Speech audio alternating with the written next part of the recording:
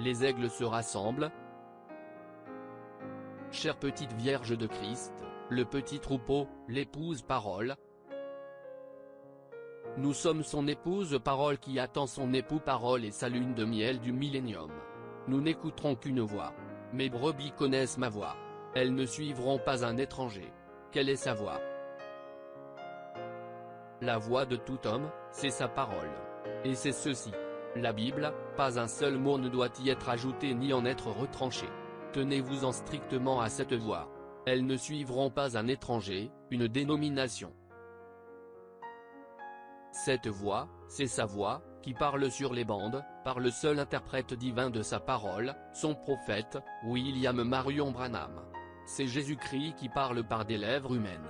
Peu nous importe les paroles d'un homme, les pensées d'un homme, ou l'interprétation d'un homme. La seule chose qui nous importe, c'est la voix confirmée pour notre jour. C'est l'ainsi dit le Seigneur. Dieu dirigeait les mains de notre prophète. Dieu dirigeait ses yeux, dans les visions. Il ne pouvait dire rien d'autre que ce qu'il voyait. Il ne pouvait rien prononcer, parce que Dieu avait un plein contrôle de sa langue, de son doigt. Tous les organes de son corps suivaient parfaitement le rythme de Dieu. Pas étonnant que la Bible ait dit qu'ils étaient des dieux, ils étaient une partie de Dieu. Il était la parole de Dieu manifestée pour notre jour. Cette Bible annonce d'avance, par la prophétie, le jour et le temps où nous vivons. Le genre d'événements qui devraient arriver. Elle les annonce d'avance, exactement à la lettre, et elle n'a jamais failli, à aucun âge. Ceux qui sont prédestinés à le voir le verront. C'est la parole qui s'unit à la parole. Dans tous les âges, les gens laissent des hommes ajouter leur propre interprétation à cette parole, et à cause de ça ils sont aveuglés devant l'événement qui s'est produit. Cela a produit le même effet dans le cas des pharisiens et des sadducéens. Ils ont dit au peuple, nous sommes loin de Dieu. Vous avez besoin que nous vous disions ce que la parole dit.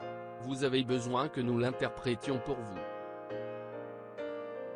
Et comme il en était en ce jour-là, ainsi en est-il aujourd'hui. La séduction, c'est qu'ils sont loin du Saint-Esprit. Ils ont effectivement un appel de Dieu à prêcher la parole. Ils doivent dire aux gens ce que le prophète dit, mais beaucoup trop d'entre eux y mettent leur propre interprétation en rendant leur ministère plus important que la voix même de Dieu. Vous constaterez qu'ils veulent rallier les gens ensemble, autour de leur ministère, autour de leur interprétation de ce que les prophètes de Dieu ont dit, mais ils ne peuvent tout simplement pas le faire. Ils se cachent derrière la raison qu'ils donnent pour se justifier de ne pas passer des bandes dans leur assemblée, et font peur aux gens avec cela, en disant, ces gens accordent trop d'importance à l'homme et ils l'adorent lui, et non pas Jésus-Christ. C'est dénominationnel d'écouter un message tous en même temps, d'un seul endroit.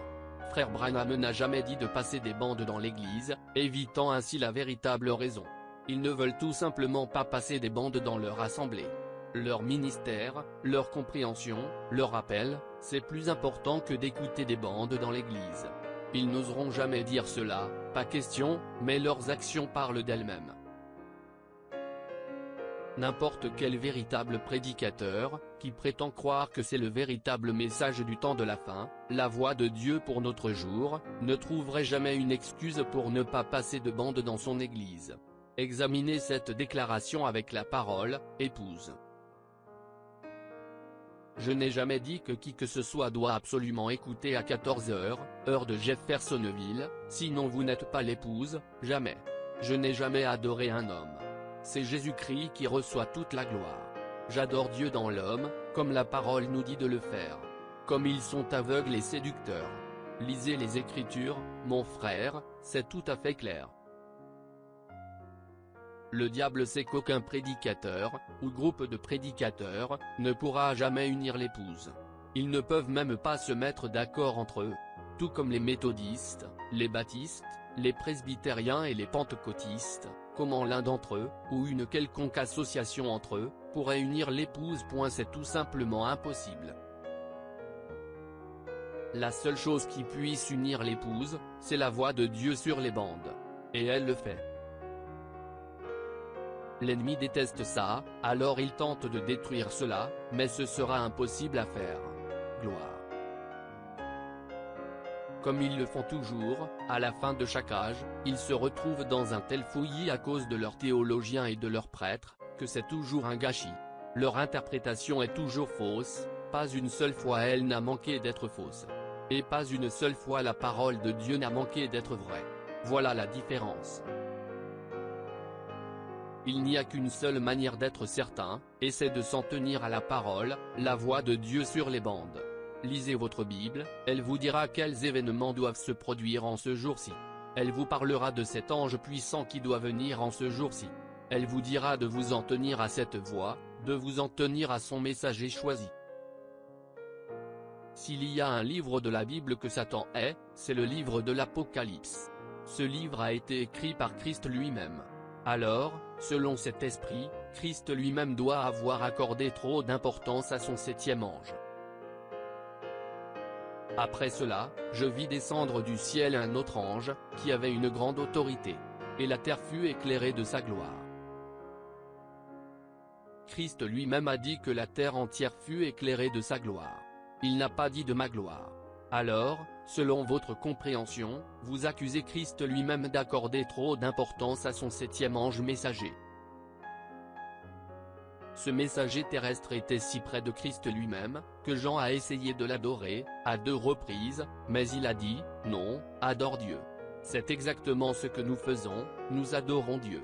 Ce n'est pas que nous accordons trop d'importance à l'homme, nous disons simplement ce que Christ, la parole, a dit. La terre fut éclairée de sa gloire. Cela nous donne la stimulation par la révélation. C'est Dieu lui-même qui choisit, par la prédestination. Il a choisi les prophètes, pour chacun des âges. Remarquez-le. Il établit la nature du prophète, pour qu'elle convienne à cet âge-là. Voyez-vous, il détermine son style, tout ce qu'il fait. Il détermine ce qu'il est, instruit ou sans instruction. Il détermine les dons, la manière dont il prêchera, les dons qu'il aura, et le message. Pour cet âge précis, Dieu a prédestiné cette chose précise, pour qu'elle arrive, et il n'y a rien d'autre qui puisse prendre sa place. Passez une bande, n'importe quelle bande, dimanche. Rien ne peut remplacer cela. Si vous désirez vous joindre au Branham Tabernacle alors que nous écouterons une bande, vous êtes les bienvenus, et nous vous invitons à vous joindre à nous dimanche, à 14 h, heure de Jeffersonville, alors que nous écouterons les événements rendus clairs par la prophétie. Joseph Branham.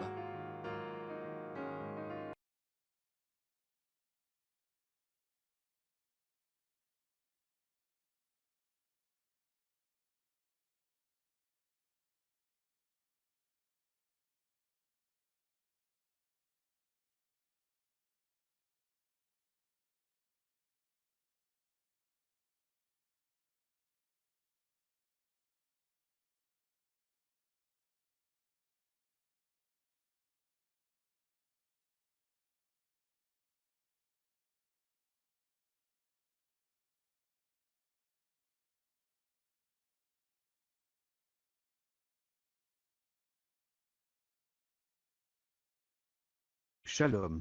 Si cette vidéo a été une bénédiction pour votre vie, aimez, partagez et abonnez-vous à notre chaîne YouTube.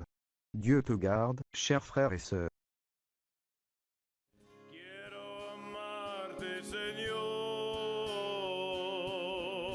y sentir la paz excelsa de tu amor.